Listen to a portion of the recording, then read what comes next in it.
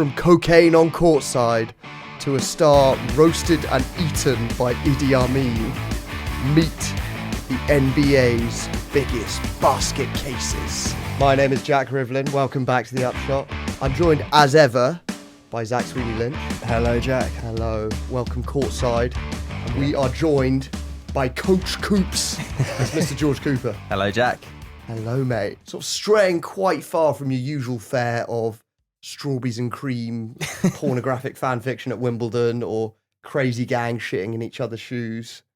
We're going stateside this time, George. Yeah, I describe this as being out of my comfort zone. Sometimes that produces the best results, I think. We shall see, yeah. Fortunately, Zach and I pointers. we're experts. Yeah. We know it all. We have done stints in the NBA Yeah. as both players and reporters. Yeah, we've done our March Madness brackets, which is why, of course, we're talking about this now. It's March Madness, which, for people not familiar, it is a knockout of the best college teams in America, all packed in. It's a bit like having the World Cup, you know, there's loads of games every day, really condensed.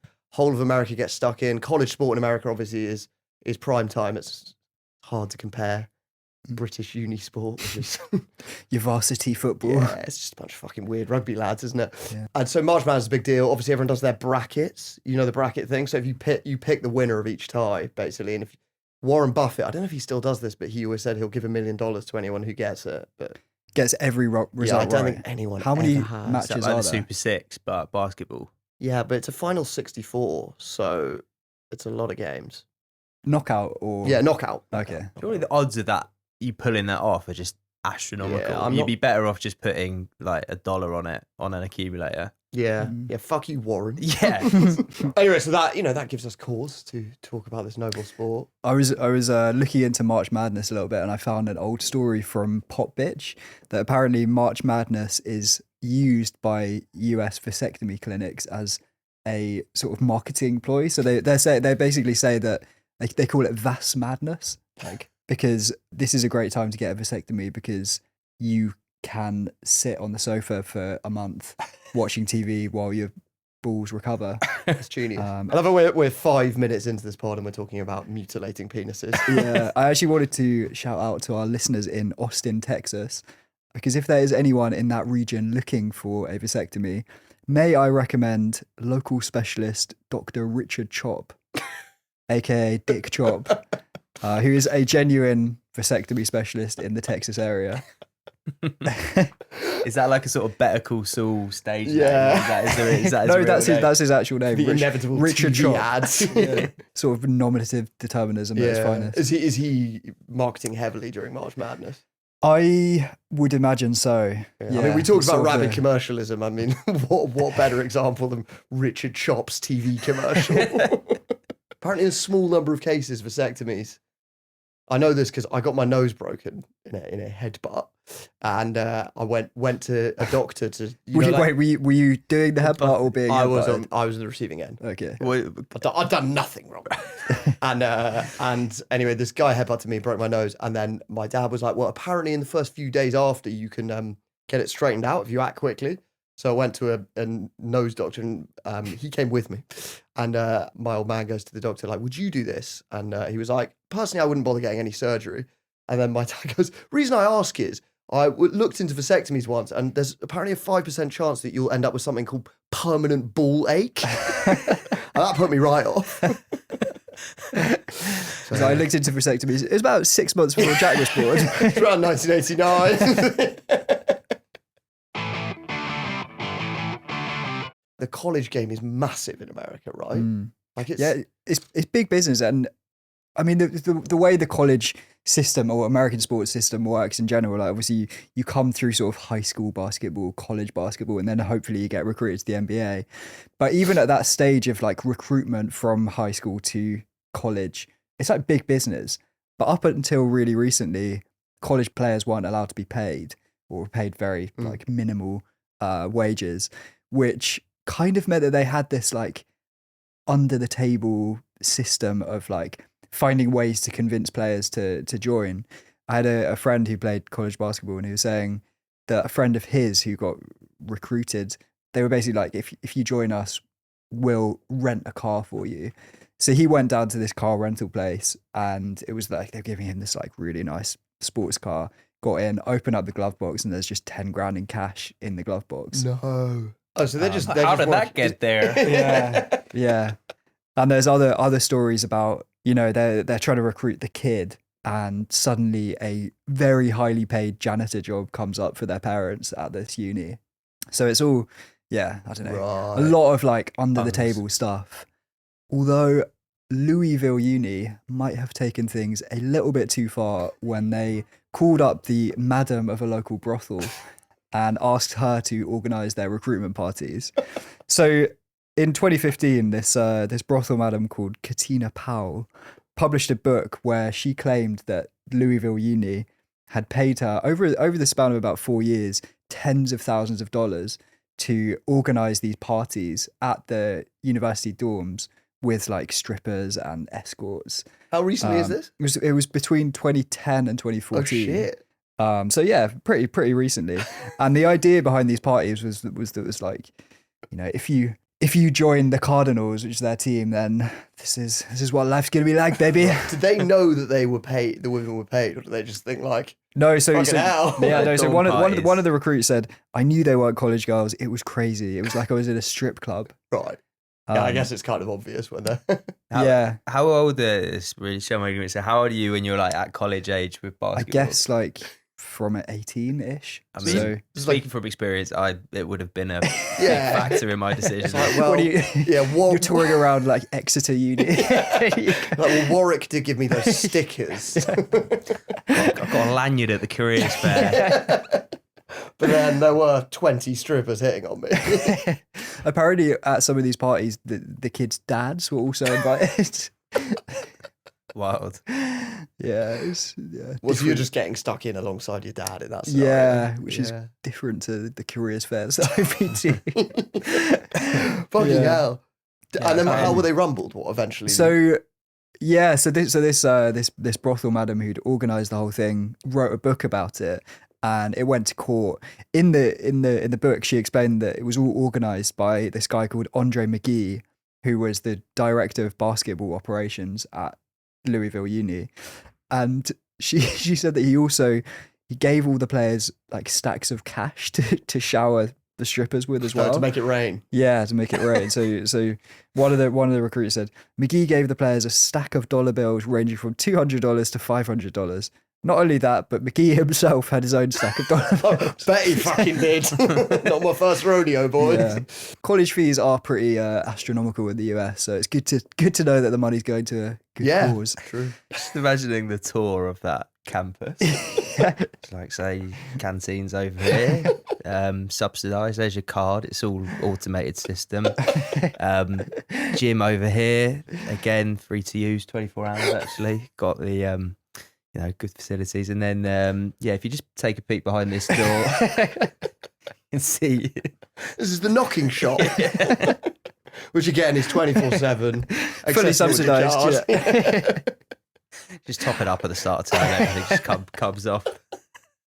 As you It's go. linked into your bus pass actually. So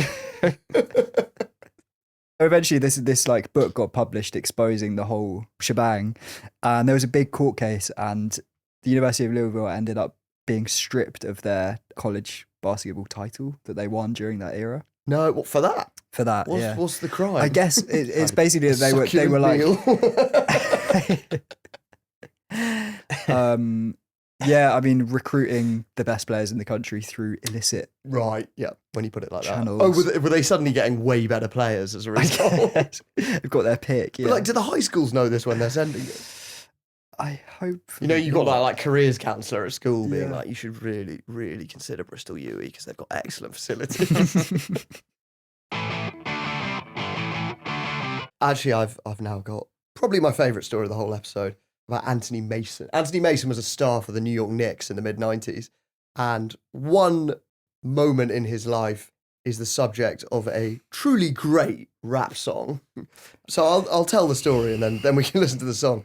So Anthony one night is playing against the Utah Jazz. The year's 1995. He's at Madison Square Garden, you know, playing in front of thousands of fans. But his girlfriend, who he lived with, is out at a nightclub. And while she's there, she gets talking to a large gentleman who's got, the gift of the gab. And she sits on his table and she gets on pretty well with him. And she ends up taking this guy home to the house that she shares with Anthony Mason.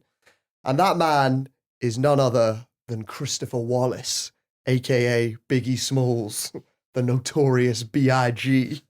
So basically, she's cheating on her boyfriend with Biggie Smalls in her boyfriend's bed. So I'll explain the sources for this story in a bit. But basically, her and Biggie Smalls have sex in Anthony Mason's bed. They've shagged a couple of times. They're lying there smoking weed when suddenly they hear noise downstairs, and it's Anthony coming back from his game. And he's like, honey, I'm home. And now Anthony Mason, he's 6'9", so like he's a pretty big, scary guy. And if you're caught in bed with someone's girlfriend, like you'd be worried about repercussions. But Biggie has his gun on him for precisely moments like this. And so he lifts up one of his folds, grabs it.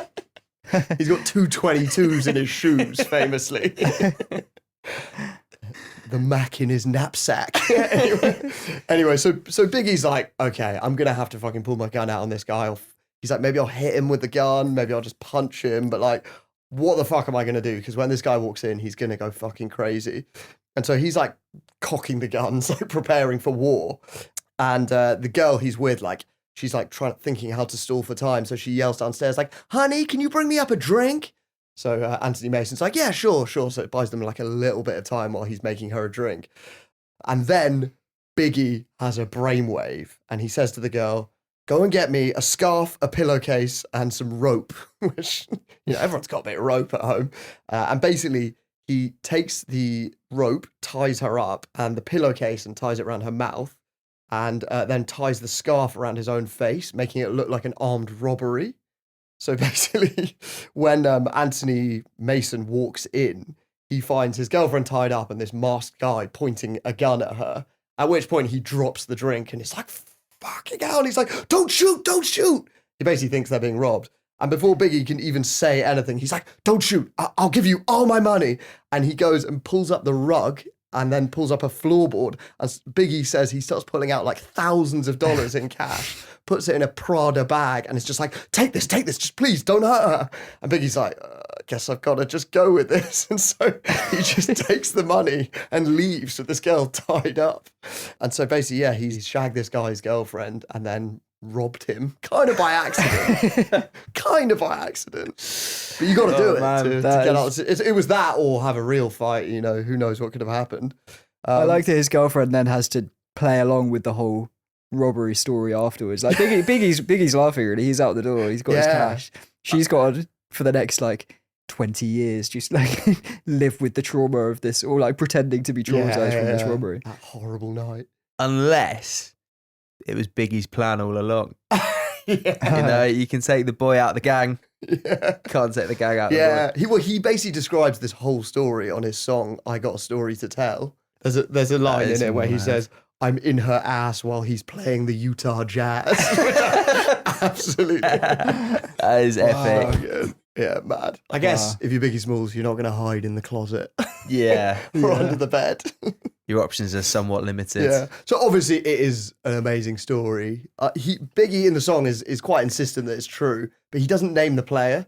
So it was always this thing of like which Knicks player it was. And like all these radio hosts had like all these like very detailed theories. They'd even identified the specific match against the Utah Jazz, trying to work out. And it was like narrowed down to a few players. But years later, it was confirmed to be Anthony Mason by none other than Fat Joe. Remember Fat Joe? Yeah. So Fat Joe was really tight with Biggie. I guess slightly convenient that Anthony Mason died in 2015, so he can't tell any different. And Biggie died 2 weeks before the song was released. It was from that album that got released like 16 days after he died. Mm-hmm. The other person who confirmed it is none other than P. Diddy. And I, for one, believe everything he says. I don't know, like maybe... Unbelievable story. Yeah, like you and the way he tells it. And he tells it so well. Great song. Yeah, he was a genius, wasn't he? Yeah. Even for just thinking of quickly pulling that trick. In that high-pressured situation, to come up with that plan is Do you think it's the same skill that it makes you good at like freestyling? It's like thinking clearly under pressure. Yeah. Sorry to make this really Jake Humphrey. So, Biggie, Yeah. talk me through. You know what I mean? It's like he can think on his feet. Clearly. Yeah. Right, I thought I'd take us back to the very start of basketball. So basketball was invented in the 1890s, and obviously back then it was sort of quite a sort of like tame, genteel proto-netball vibe. They used peach baskets instead of nets. So apparently for years you would score in the peach basket and then they'd have someone stationed next to it to take the ball out and give it back. It took them years to think of just cutting the ball off. But they got there, and gradually the sport became sort of like tougher and more exciting. And the 1940s is when it really kicked off because it spread during the war, basically among soldiers. It became like a really popular game. And the NBA was formed in the 1940s. And at that stage, you had to be tough to play in the NBA. Like a lot of the players were ex-army GIs. I read one book where they said most players had more eyes than teeth because they were fighting so much. And few were tougher than Clyde Lovellette, who was a gun-toting 6'9" Olympic hero from Indiana, considered the dirtiest player of all time. So he was sort of like the NBA's first villain, very successful, one of the highest scoring players in the league, but also just like a brutal bastard. So apparently he would regularly just elbow you in the Adam's apple or hit you in the face. He did have a sort of, I guess, basketball pedigree. So his coach had been coached by the inventor of basketball. So this is, he had some credit there. But yeah, his intimidation on the court. The guy who invented basketball didn't have the idea to cut out the bottom of the No, basket though. no. So I'm not sure Absolute how. mug. Yeah. I picture him as sort of like in pantaloons and like an Yeah. Abraham Lincoln hat. Don't know if that's fair. Long beard on the prairies of Kansas. Yeah. Anyway, Clyde's intimidation didn't just stop at a bit of elbowing in the throat. So on one occasion, he got into a fight with a referee who threw him out of a game, and he waited for him in the car park afterwards, sort of Jose Mourinho style. But it got a bit more spicy after that. So apparently when the ref eventually emerged in the car park, Clyde just starts barking at him, "I'm gonna kill you!" Screaming at him, like grabs him by the collar. He's like, "Next time I see you, you are dead." And the ref's like, "Fucking hell, all right." Drives back to his hotel, sort of gets into bed. He's a bit shaken up by it, but, these things happen in the rough and tumble of the early NBA. And then there's a knock on his hotel room door. And he creeps up to the door, opens it gingerly, and there is Clyde Lovellette brandishing a pistol. And before he can even think to ask him to stop, Clyde pulls the trigger 3 times, shoots him in the chest. The ref collapses to the floor before Clyde lets out a roar of laughter. They're blanks. He was just fucking with him. My God. Hilarious. Apparently he did it again to a ref when he came out the elevator in the hotel and he just jumped out of him and shot him. And on another occasion, he pulled the same trick on an opponent during a match. So apparently they got into a bit of rough and tumble. And Clyde then just pulled out a gun and again shot him 3 times. The bloke once again collapsed to the floor, which I guess you just would instinctively if someone shot you in the chest. So he had a gun on the court. As Yeah, I think in a holster. I don't know were they wearing different clobber back then. Anyway, he did it to this player. Apparently the whole crowd like gasped. And then Clyde starts laughing and the guy just like slowly looks at his chest and realises he's not shot. An interesting party trick, isn't it? Yeah. I'll be honest, Clyde sounds like an absolute cunt. He was also a real gun nut. Apparently one of his favourite gags was he would order room service in a hotel and then the boy with the like tray of drinks, this like sort of like, it's the youngest kid in the hotel would have to do this, sort of comes up to the room like shaking with his tray, and it's got like the silver cloche on the tray, and then Clyde would open the door completely naked apart from a cowboy hat and 6 guns strapped to him, and then he'd draw a gun and just point it at the waiter. It's just like God, Sounds like he sounds like an arsehole. Joe Pesci from Goodfellas type character, just like fucking with people. Yeah, I think a lot like that.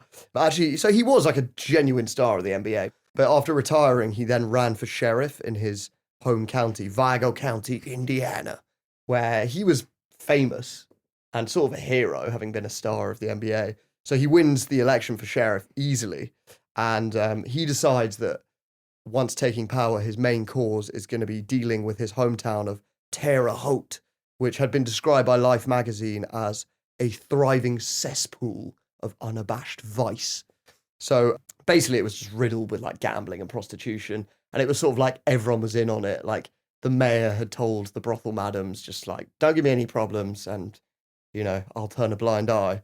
But Clyde wasn't having any of it. And so the year before he faced re-election, he decided to raid 12 brothels and arrest 9 women very publicly. It was all in the news. And he then ran for re-election expecting the town to be delighted. And he lost in a landslide. Basically, no one voted for him after that. He destroyed what they love. And that was the end of Clyde Lovellette, fortunately. He just destroyed the vibrant culture of their town. Yeah, exactly. It's not what we're about, Clyde. Yeah. So Clyde's nemesis during the sort of late 50s, early 60s was a guy called Wilt Chamberlain, who was also like one of the greatest players ever, but super popular. So everyone hated Clyde. They loved Wilt. In Clyde's final game, Wilt knocked him unconscious in 1964, which punched him. Yeah, punched him. And Sounds like quite a way to go. Yeah, sounds like he had it coming as well. Yeah. Yeah, although I would lock your hotel room door that night. So he was sort of the first really high earner in the NBA. And yeah, like one of the greatest players ever. Still holds the record for most points scored in a single game. He scored 100 points. It would also be remiss of us not to mention that he claims he was a historically massive shagger. So he says that he slept with 20,000 women, which is some serious numbers. It's the most I've ever heard anyone claim. Yeah. I did the maths and it was something like 3 a day for 20 years constantly. Right. Which without any days off. Without any days. It's like Monday to Sunday. Yeah. It seems high. He's rounding up. Yeah. In his house, he had this like pentagon-shaped room with mirrors on every wall and an 8-foot circular waterbed covered with French black rabbit fur. Love it. It's like satanic. I know. I was going to say it's Pentagon. For me, that's a red flag. Wasn't it meant to be sort of Playboy Mansion? I think that's what he was going for. Right. Ended up satanic. Yeah. Probably do need some dark arts to shag 20,000 women. Yeah. Well, he later claimed that was a figure of speech. Right. Which it sounds to me like he was called out on that by quite a lot of people and was sort of had to backtrack a little bit. I was sort of reading around it and came across this comment online. Someone was saying, not even close. I have 2 older friends who lived in San Francisco back during Wilt's career and have strong reason to believe he was hardly sleeping with any women.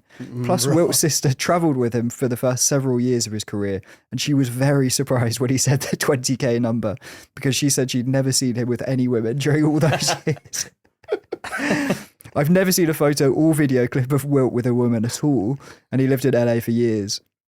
No woman ever wrote a tell-all about their time with Wilt, and he has 0 children. Right. So he's gay. I don't know about that. Or just not very good with women. Yeah. Wilt also has this story about fighting off a mountain lion with his bare hands by the side of the road in Arizona. He was the only person there at the time, but yeah. Yeah, I think Wilt might be what they call a pathological liar. By the sort of like mid-70s, basketball was growing in profile because originally it was sort of the 5th sport in America behind all the others. But it gradually got more and more popular, I think, just like as the game evolved. And in my opinion, it is the best of the American sports. And by the mid-70s, there was a separate league, the ABA, as well as the NBA. And like it was really getting exciting. And it was pulling in some very interesting characters, perhaps none more so than Marvin Barnes. So Marvin, I think he's considered like one of the most naturally talented people to play the game. But he also was followed always by off-court scandal. His nickname was Bad News, sort of like a Gaza figure, I think. So Marvin, he'd come from a tough upbringing. He grew up wanting to be a pimp. He used to do armed robberies on Dunkin' Donuts, which I always wonder, is that for donuts? Yeah. Is that for the original glaze?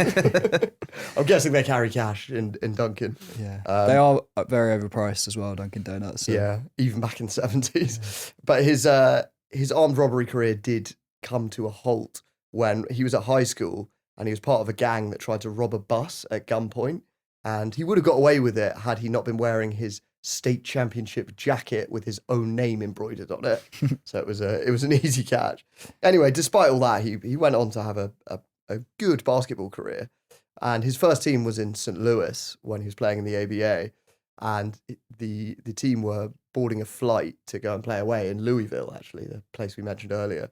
And as they're boarding this flight to Louisville, Marvin is told that takeoff time is 8 a.m., but because they're crossing time zones, they'll be landing at 7:56 a.m.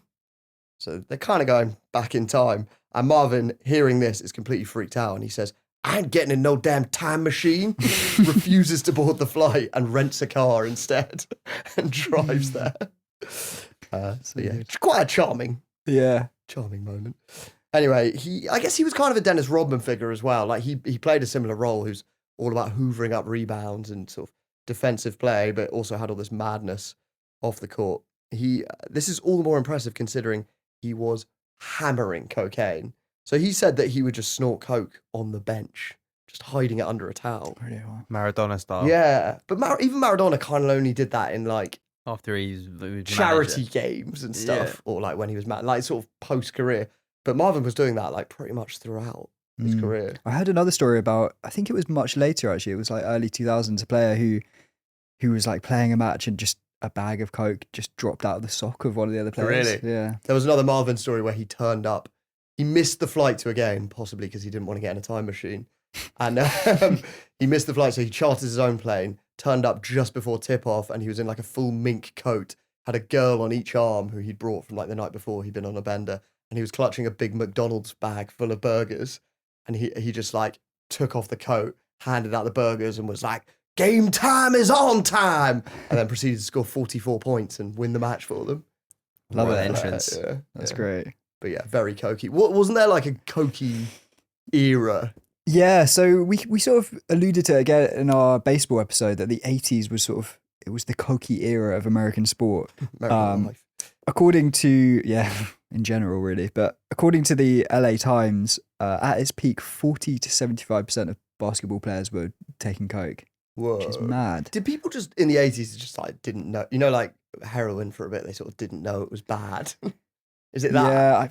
Yeah, It's like economic as well, isn't there? There's just like loads of cash flowing about. Right, yeah. I guess. I guess they're all rich. I mean, in my mind, of like cokey 80s is like white cars and sort of Wall Street and that kind of. I guess basketball players are making big money at this point. Yeah, maybe it was like cigarettes back in the day where you just didn't. Nobody's done it long enough to, But yeah, this cokey era, unsurprisingly, did produce some pretty mad moments. So in 1980, the Lakers are midway through the NBA Finals when one of their star players, Spencer Haywood, passes out in the middle of training. They're just doing some stretches. He just passes out. And his coach kind of suspects that something fishy is going on. And he's right, because Spencer has got big into freebasing cocaine, which is basically when you like smoke it. It's not quite crack, but like... It's like the forerunner to crack. Yeah, You kind of get the same end result, which is like pure hit of the drug. But. So he gets carried off court and the coach ends up suspending him for it. Probably kind of see where he's coming from. Yeah. But Spencer's mad about this. So he storms off after discovery about the suspension, drives off in his Rolls Royce, and feeling mad, he calls up one of his pals from the drug scene and they meet up, and he later recalls, in the heat of anger and the days of coke, we cooked up a plan to murder the coach. So it's like a poem. I was thinking that'll be the coke for you. So they basically get hold of the home address of the coach and find a guy who's going to go along and cut the brakes of his car. And it's all set to go until at the last minute, Spencer's mum catches wind of this plan and calls him up and basically says she's going to snitch on him if he does it. How's his mum found out? I don't know. Yeah. She's got ears everywhere.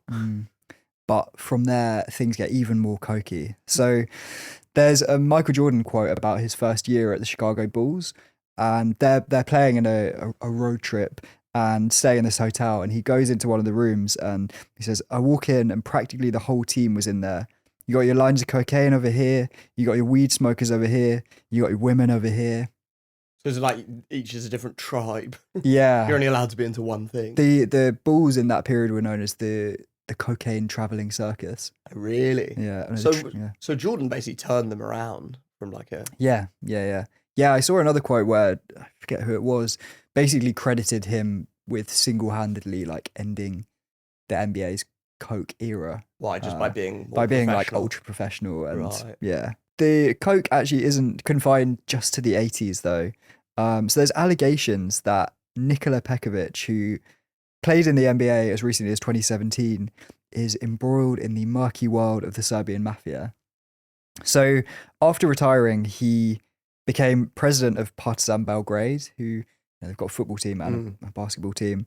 And he was back in Belgrade and a car registered in his name was stopped and police found a large stash of cocaine and 2 revolvers. And the car was also carrying 2 close associates of Darko and Dusko Saric, who are the 2 brothers who are basically like kingpins of the Serbian mafia. Some of the world's biggest drug dealers. They have big business like importing coke from South America. Pekovic actually wasn't in the car at the time, but he did later admit that he was mates with Dusko Saric. And also Dusko Saric is the godfather of his kid. Always a bit of a giveaway. Yeah. I was talking about Dennis Rodman before, and obviously in later years he become quite close to Kim Jong-un, the North Korean despot. But he's not the first NBA star to have a few misadventures with a terrifying dictator. That accolade belongs to John Brisker. So John Brisker, he was a star in the 70s, very volatile character. Apparently, like, you know, you didn't know whether if you made a joke, he would just like have you up against the wall. A teammate once blocked his shot in training and he responded by knocking his teeth out. So scary motherfucker. Pretty crazy. But by the late 70s, his career had wound down and he'd been out the NBA for a few years when in 1978, he decided to travel to Uganda to launch what he called an import-export business. There was much muttering among his teammates about what this business really was. And a number of them thought that actually he had gone there to fight as a mercenary. Obviously, at the time, Uganda was ruled by Idi Amin, an even more volatile character whose regime was like pretty unstable at the time. It was towards the end of it. And John's teammate, Tom Burleson, he said later, John went to Uganda and it was as a mercenary. He was fighting over there. So that's Tom's theory. And then John went missing and no one heard from him ever again. In fact, he still hasn't been heard of. Obviously, it's presumed that he died. And there's some discussion about what exactly happened. You know, if he was fighting as a mercenary, was he killed in battle? Did he cross Idi Amin? According to Tom Burleson, his teammate I mentioned before, this is what happened. He said, John's wife went with him and he was captured by Idi Amin's men. And Idi Amin had him prepared and they served him and his wife banquet style, which... I was actually looking into it. Idi Amin did frequently say that he was a cannibal. So Idi Amin said in 1976, I have eaten human meat. It is very salty, even more salty than leopard meat. Which, Wow. Even leopard meat is quite Yeah. odd to eat, but yeah, it was very salty. yeah. So, yeah, the rumour is that this guy was eaten by Idi Amin. I would say, Tom Burleson says him and his wife, but I looked into it and his wife was in America and did not go missing. So, a couple of holes in Tom's When they story. say served banquet style, I'm is that picturing just like with the apple in the mouth? Yeah, a platter with Yeah. like other like fruit and like sides around it. You know, like a Henry VIII banquet. Yeah.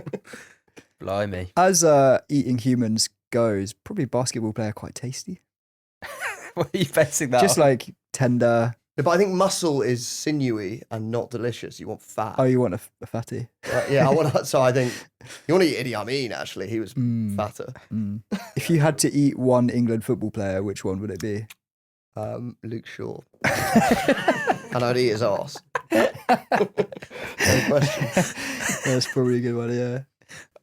Anyway, yeah, a pretty nasty story actually involving John, but yeah, the Idi Amin claims. Yeah. Anyway, moving on from that back to basketball. Ron Artest was one of the biggest characters in noughties basketball. He grew up in Queens in New York. Pretty rough upbringing. He tells this story about seeing someone get killed at a street basketball tournament when he was a kid. Fortunately, Ron doesn't get too ensnared in that world, though, because he's drafted for the Chicago Bulls in 1999. And, at this point, obviously, he's made it to the NBA. He's on big bucks. But Ron decides, anyway, to apply for a side job at Circuit City, which is an electronics shop. And his teammates are sort of like, Ron, like, why are you doing this? Why are you, like, heading down the mall after practice? And he says he's done it for the staff discounts. Which fair 50% play off sort of thing. Yeah. Does he actually work there then? I think he only did one shift in the end. Still, but yeah. On the court, Ron was not always the most professional. So he apparently would drink Hennessy in the locker room at halftime during matches, and he also gets a reputation for being pretty hot-headed.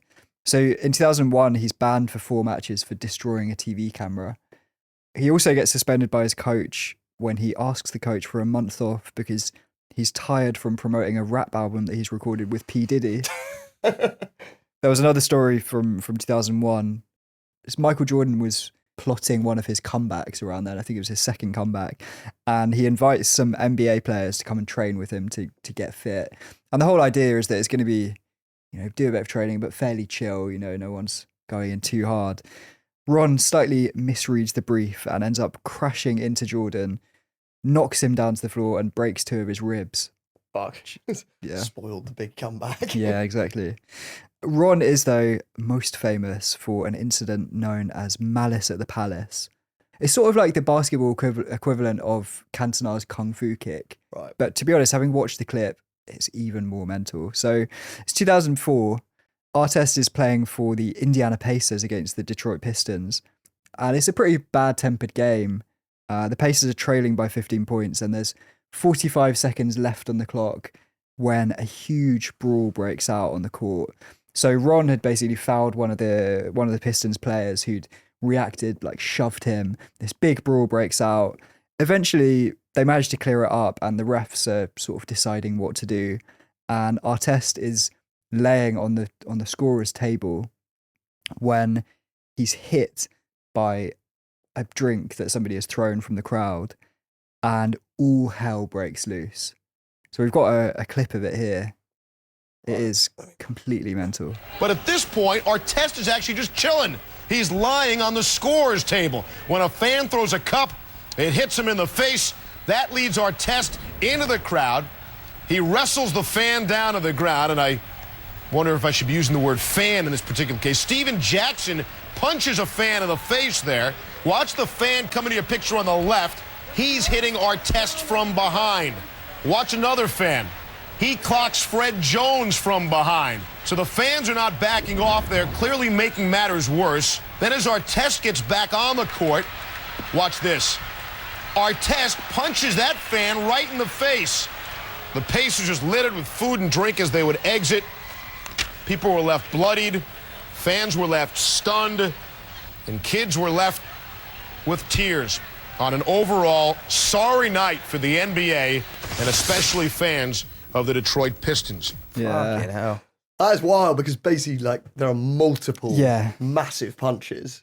Yeah. It's complete carnage. And how do they know? How does Ron Artest know that he's punching the right fan? So he actually ends up attacking the wrong one. So after he gets hit by this drink, immediately jumps into the crowd, climbs about 3 rows back and finds this one guy and just decks him, just starts like swinging punches. More players come in, fans come in, punching him in the head.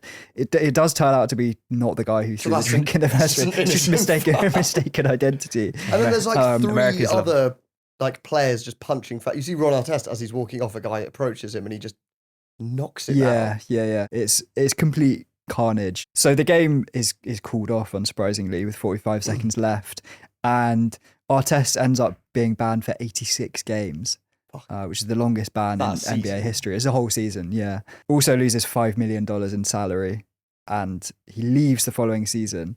Does have a real comeback, so he ends up winning the NBA in 2010 with the Lakers.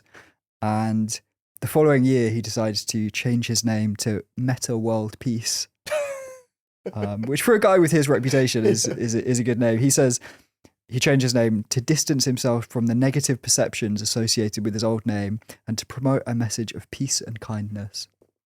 Which is lovely. 6 months later, he gets suspended for 7 games for elbowing an opponent in the head. So They have to change his name again. yeah, he actually does. So his name is now Meta Sandyford Artest, which is his wife's name. Love But it. mad incident. Yeah. Like, he's kind of comparing it to the Cantona Kung Fu kick, but I kind of think it's even more mad. Obviously, the Kung Fu kick is more exotic as a method of attack. But in terms of how it in terms goes of on, like the entire incident, Yeah. It would be like the Kung Fu kick sparking a mass brawl with Yeah. fans and players. And also, you often get what's called a mass brawl, and it's like a lot of people like holding each other's collars, but there are like multiple clean hits to the face. yeah. Actually, speaking of like Premier League comparisons, do you remember when Lee Bowyer and was it Kieran Dyer got on a fight on the pitch? And that was like a massive scandal in the Premier League, but they basically just pushed each other around a bit. Whereas the story of Gilbert Arenas and his teammate Javaris Crittenden is way more mental version of that. So Gilbert was a pretty interesting character. So he had a shark aquarium in his living room where he spent 80 grand a year keeping these sharks. And he sort of, on his team, he played for the Washington Wizards. He was sort of seen as the guy who was super popular, ran the team. But not everyone liked him, possibly because one of his chosen pranks was to shit in his teammates' shoes. It's good to know that is also happening in the NBA.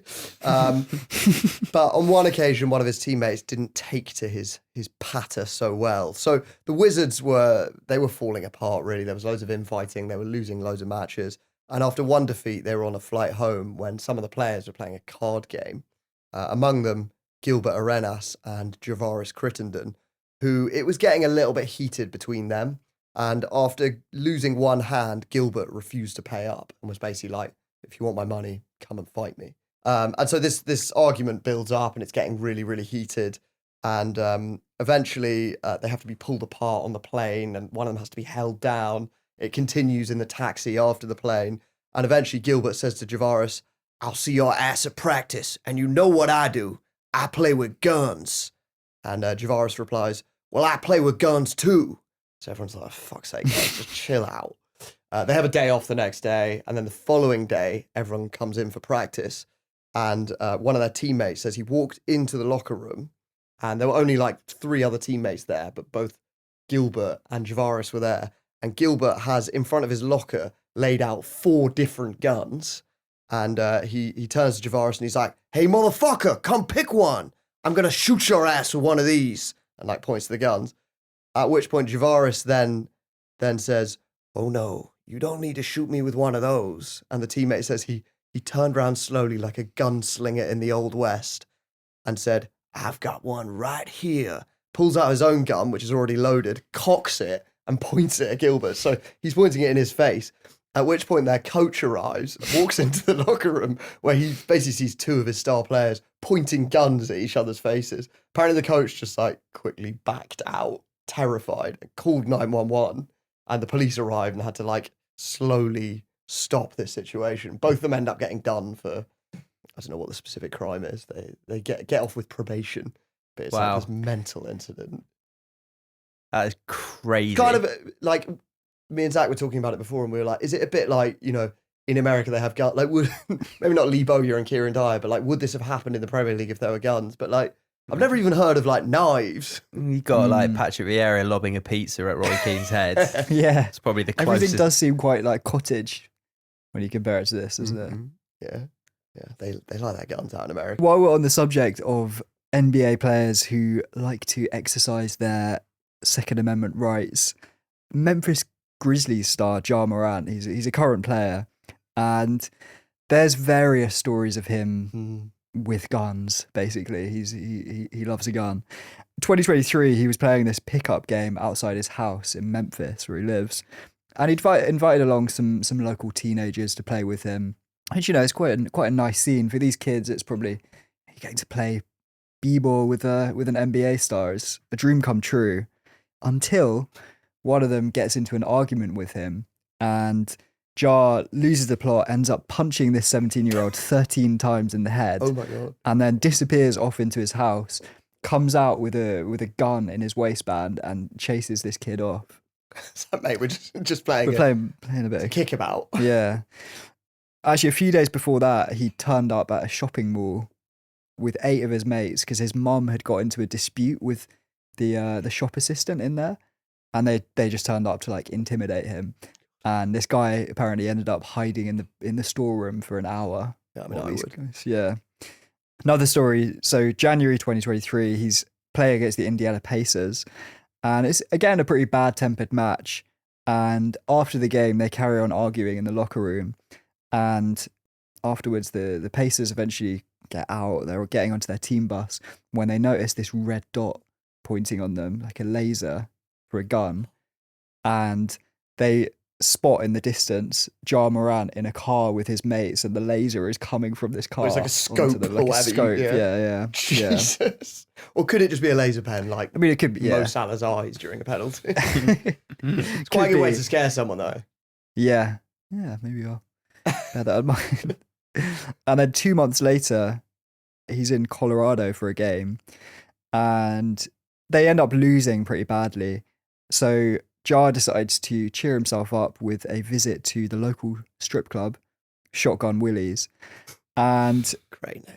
he gets a lap dance, and as you know, as you do if you're an NBA player at a strip club, he showers the dancers with $50,000 in dollar bills. Got a picture of so this like strip club is literally carpeted. That looks like someone has gone around laying them out. Every surface is covered with money. But That also, is the like ritual, though, isn't it?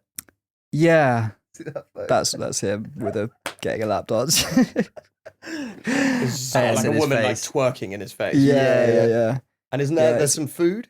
Yeah, so along with the lap dance and $50,000 in tips, he also gets himself some hickory smoked wings, 2 platters of chicken strips, fries, and a steak. I hope that's on the house, given what he's. what he spent. Do Yeah. you think like buffalo wings is what you want when you're getting a lap dance? Like really like mucky fingers. Yeah. I don't often frequent strip clubs, but When I do. I don't think. Do you really want to eat at the same time? So he had such a great experience there. The hickory wings were so good that he was back 2 nights later, and this time he decided to go live on Instagram, brandishing a gun. Got a picture of it Upshot here. rule. Upshot rule number 1: nothing ever good has ever happened from Instagram Live. Yeah. So this is him. He's dangling a pistol in the strip club. He ends up getting suspended for 8 games with no pay There by you the go. NBA. At which point, he's been docked quite a lot of money. He's possibly regretting that $50K that he sprinkled around. I the think strip. he's unapologetic. Yeah. Sprinkled. I don't know. It's such a weird way to give money to strippers. Yeah. Strippers are quite a big part of like NBA culture, I would say, aren't they? Like more than. Yeah, a lot of we did a lot of research for this episode, looking for stories, and a lot of them ended up with guns, drugs, and strippers. Do you remember? So who was the guy? There was one of them during the COVID. They all had to go in a bubble, and when they at Disneyland for some reason, I'm pretty sure I may have imagined this, but I think the COVID bubble for NBA was Disneyland, which is very funny. But anyway, one of them left it to go to a strip club, and he said it was because he wanted to get some wings. Yeah. And then Charles Barkley, who's quite like a rogue character, now a pundit. When he signed for a team in Texas, they asked him why, and he said, "No state income tax and the titty bars don't close." He gets an 8-game suspension for that, and then he doesn't learn his lesson because 2 months later he goes back on Insta Live, and this time he's driving around brandishing a shooter again. Love it. And this time he gets a 25-match ban. Is he just like, I like guns? I like titties. Yeah, yeah. He's Here's I upshot, like wings. upshot rule 1, nothing good happens on Instagram Live. Yeah. And rule 2 is dick pics are always unsolicited. Those are our only rules. It's the upshot manifesto. sometimes they go together. Those are our NBA characters. I guess all that's left, I'd like to give me your hero and your villain. Hero's a tough one. My hero is Biggie Smalls. Yeah, It's quick thinking. yeah. And maybe it won't surprise you to hear my villain is Idi Amin, the bloodthirsty dictator who may or may not have eaten a point guard. My hero is the head of faculties at Louisville University for genius recruitment strategy. Innovation in the recruitment field. Yeah. Exactly, yeah. And my villain, I'm going to go for the big dafty who straps six guns to his chest, answers the door naked to Clyde Lovellette. to the 17-year-old porter. I think he was also a massive racist. I get that flavour from him. Yeah, he's my villain, I think. Good choice. Okay, I will go for John Morant for his, Generous tips. steadfast commitment to his Second Amendment rights and, enjoying the finer things in life. Hickory rings and titty bars. Villain. I think Idi Amin. It's got to be really. Yeah, hard to Roasting and eating an NBA player is possibly one of the most evil things we've come across in this podcast. Say what you want about it. I mean, great look. It was a good look. It was a good look. All right, well, guys, thanks a lot for exploring sort of lesser known territory. It was a lot of fun. If you enjoyed that, please do share it with your friends, as always, particularly the basketball fans who can correct us on our terminology. Thanks a lot, George. Oh, mate, it was a pleasure. Thanks for having me. Thanks, Zach. Thank you, Jack. And thank you.